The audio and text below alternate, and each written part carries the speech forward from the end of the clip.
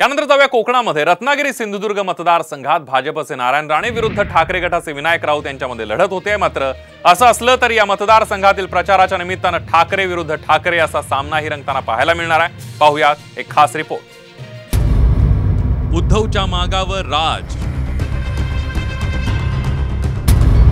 कोकणात ठाकरे विरुद्ध ठाकरे लढाई। उद्धव आणि राज ठाकरेंच्या सभांचा झंझावात।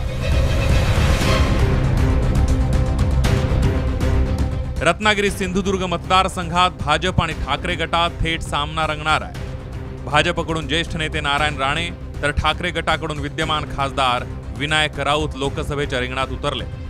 राणे आणि राऊतांमध्ये ही लढत होणार असली तरी कोकणात ठाकरे विरुद्ध ठाकरे असा सामना रंगणार आहे।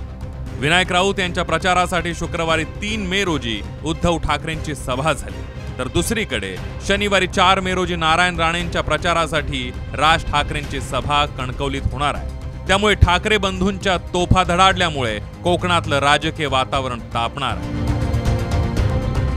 4 तारखेला कणकवलीला सभा आहे, 4 मेला आणि 12 मेला तुमच्या कल्याणला सभा, अशा 2 सभा झालेल्या आहेत। बाकी बऱ्याचशा उमेदवारांची मागणी आहे, त्याच्यावरती साहेबांनी अजून काही विचार केलेला नाही।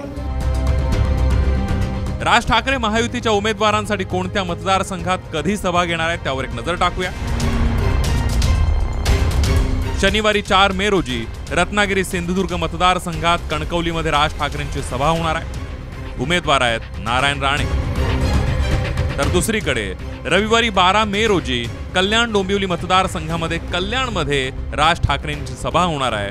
उमेदवार आहेत श्रीकांत शिंदे।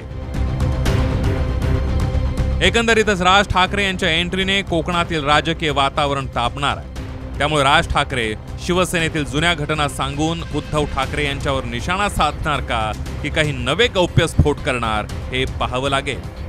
ब्युरो रिपोर्ट, साम टीव्ही न्यूज।